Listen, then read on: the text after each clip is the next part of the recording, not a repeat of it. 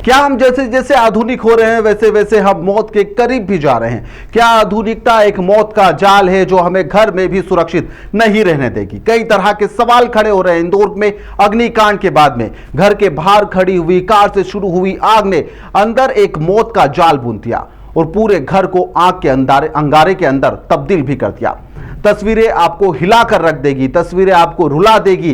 अंदर से चीखें सुनाई दे रही है, बाहर लोग बेबस खड़े हुए हैं क्योंकि लगातार धमाके हो रहे हैं। ईवी की चार्जिंग, सिलेंडर या फिर कुछ और कई चीजें निकलकर सामने आ रही है। अभी जांच की जा रही है, कुछ भी स्पष्ट नहीं कहा जा सकता है।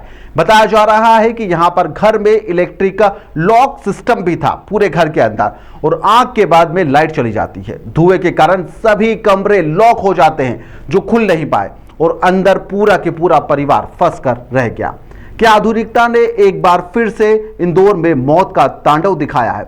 हमेशा इसलिए कह रहे हैं क्योंकि आप सभी को याद होगा कि इंदौर में प्रवेश अग्रवाल उद्योगपति थे। देवास नाके पर महिंद्रा का शोरूम भी था और उनके पेंट हाउस में आग लग जाती है। हाईटेक डिजिटल लॉक उस समय भी जानलेवा साबित हुआ था, उनकी मौत हो जाती है।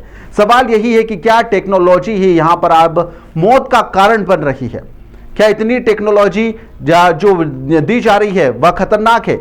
इंदौर का ब्रजेश्वरी इलाका और वहां से जो खबर निकलकर सामने आई और जब अर्थियां वहां से निकली तो हर आंखें नम रह गई। पूरा शहर यहां पर उससे पूरे शहर को अंदर से झंझोड़ कर रख दिया इन तस्वीरों ने। एक ही परिवार के 8 लोगों की दर्दनाक मौत, एक साथ अर्थियां उठी है, हर आंखें नम है, हर दिल भारी है, हर आंखों से यहां पर आंसू आपको नजर आ रहे होंगे। तस्वीरें आप सभी के सामने। बताया जा रहा है कि रात का समय था, करीब 3:30 बजे के आसपास का। घर के बाहर खड़ी हुई एक इलेक्ट्रिक कार चार्जिंग पर लगी हुई थी और अचानक से उसमें शॉर्ट सर्किट होता है, चिंगारी भड़क जाती है और देखते ही देखते आग इतना ज्यादा विकराल रूप ले लेती है कि यहां पर कार से शुरू हुई आग पूरे मकान, जो कि 67 नंबर था जिस मकान का, ब्रजेश्वरी एलेक्स में, वहां पर रहने वाले विजय सेठिया और सौरभ पुगलिया के परिवार के कई लोगों को यहां पर मौत की नींद सुला देता है। 3 मंजिला बिल्डिंग थी जहां पर इसे पूरी अपनी चपेट में ले लिया। कई धमाके इस दौरान सुनाई दिए और इसके बाद घर के अंदर रखी करीब 15 एलपीजी गैस की टंकियों ने यहां पर आग पकड़ ली। एलपीजी की टंकी में ब्लास्ट होने से पुगलिया परिवार के 8 लोग जो थे वह मौत के गाल में समा गए। इस दौरान परिवार के सदस्यों ने घर के बाहर निकलने का भी प्रयास करा, लेकिन लाइट बंद होने के कारण अंदर इंटरलॉकिंग सिस्टम था, बताया जा रहा है, जिसके चलते दरवाजे नहीं खुल पाए और सभी लोग मौत के गाल में समा गए। दर्दनाक मौत हुई है सबकी और यहाँ पर कोई भी व्यक्ति था घर से बाहर नहीं निकल पाया, जिसके अंदर यहाँ पर 65 साल के विजय सेठिया, 22 साल के छोटू सेठिया, सुमन जो कि 60 साल की थी, सिमरन 30 साल की, राशि सेठिया 12 साल की और 2 अन्य की मौत हो जाती है। जबकि यहाँ पर 8 लोगों को गंभीर रूप से जलने के कारण अस्पताल में 3 लोगों को, माफ कीजिएगा, यहाँ पर अस्पताल में भर्ती करवाया गया है। 3 लोग इस घटना में बच गए हैं और उनकी यहाँ पर पड़ोसियों ने किस तरह से मदद करी। कील को तोड़ा गया और उसके बाद में सीढ़ी के जरिए उस घर के अंदर उतरे और उसके बाद में उन्हें बाहर निकाला गया। लेकिन कई तरह के सवाल खड़े हो रहे हैं कि आखिरकार हादसा इतना बड़ा कैसा रूप ले लिया? क्या कार बाहर थी तो घर के अंदर तक आग कैसे पहुंची और इतनी तेजी से कैसे फैली कि पूरे घर को अपनी चपेट में ले लिया, पूरे मकान को अपनी चपेट में ले लिया? और फिर यहां पर घर में रखे हुए करीब जो 15 एलपीजी के सिलेंडर, बताया जा रहा है कि 15 एलपीजी के सिलेंडर रखे हुए थे, क्या वह सच है या फिर एक मिथक बनाया जा रहा है कि घर के अंदर सिलेंडरों का भरमार था जिसके चलते धमाके हुए एक के बाद एक, जिसके चलते यह पूरा घर आग का गोला बन गया? कुछ सिलेंडर तो मिले हैं, लेकिन इतने सिलेंडर का दावा किया जाना, क्या यह गलत है? फिलहाल पुलिस इसकी भी जांच कर रही है, टीम गठित की गई है। लेकिन क्या समय पर मदद पहुंच जाती तो क्या कुछ जिंदगियों को बचाया जा सकता था? क्या फायर ब्रिगेड की एंट्री में देरी हुई? क्या शुरुआती जो धमाके हुए उसके बाद में जो सूचना दी गई उसके बाद में यहां तक पहुंचने में, लोगों को समझने में कि आखिरकार आग को कैसे बुझा, इसमें देर हो गई? क्या ईवी चार्जिंग से यह सब कुछ हुआ?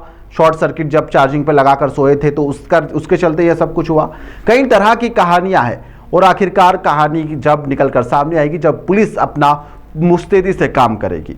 क्या लापरवाही थी, अव्यवस्था थी या फिर सुरक्षा की अनदेखी थी? क्या कारण रहे जिसके चलते यह सब लोग मौत के गाल में समा गए या फिर कोई और कारण है? इस घटना ने पूरे यहाँ पर इलेक्ट्रिक वाहन सिस्टम के ऊपर भी कई तरह के गंभीर सवाल खड़े कर दिए हैं। सरकार ने यहाँ पर जांच के आदेश दे दिए हैं। विजयवर्गीय खुद पहुंचे, कह रहे थे कि मैं भी इलेक्ट्रिक लेने के लिए सोचा था, लेकिन घटना ने डरा दिया है।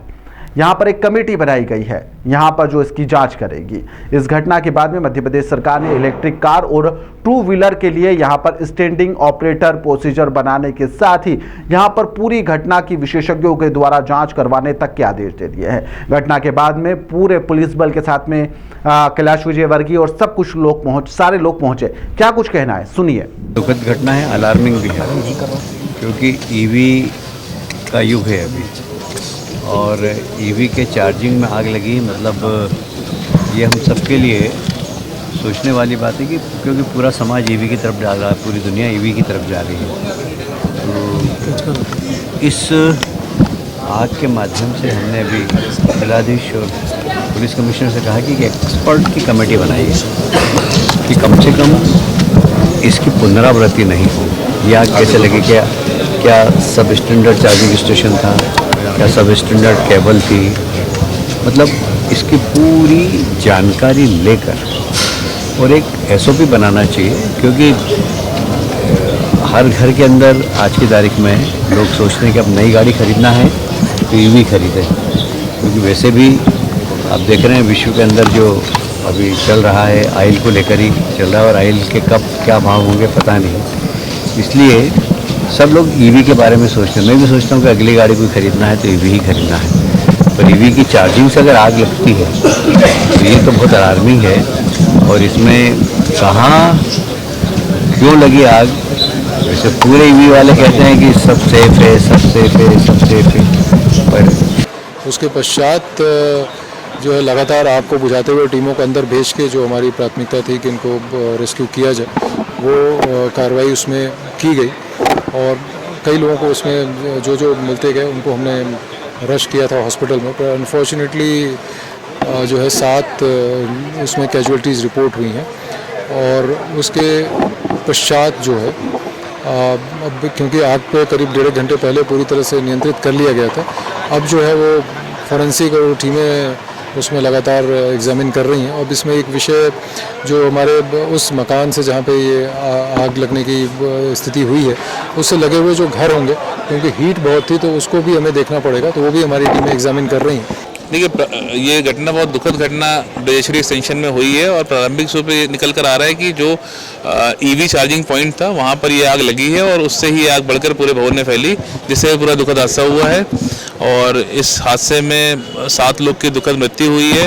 3 लोग को रेस्क्यू किया गया है। रेस्क्यू के बाद वो तीनों लोग अभी प्राथमिक उपचार के बाद स्वस्थ हैं और हमारी फॉरेंसिक की टीम अभी इसमें जांच भी करेगी और हमारी SDRF और फायर की टीम भी जो आस पड़ोस की बिल्डिंग है उनको भी चेक कर रही है कि इस पूरी भीषण आग से उन पर कोई प्रतिकूल प्रभाव तो नहीं पड़ा है और उसको हम लोग एग्जामिन कर रहे हैं। क्या हर बार हादसे होते रहेंगे और उसके बाद में इस तरह से सिस्टम जागता रहेगा? इंदौर में पहले भी इस तरह का अग्निकांड हुआ है। इस तरह का अग्निकांड इंदौर पहले भी झेल चुका है।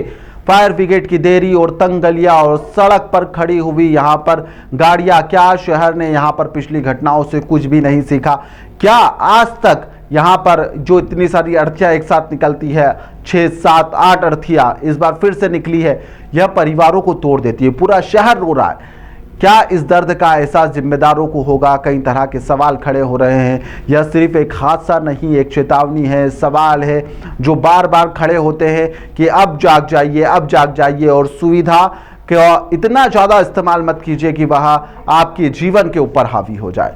इन मौतों का कारण कौन है? फिलहाल यहाँ पर जांच कमेटी बनाई गई है, उस जांच कमेटी में निकलकर सामने आएगा, लेकिन यह मौतें सभी को रुला गई है।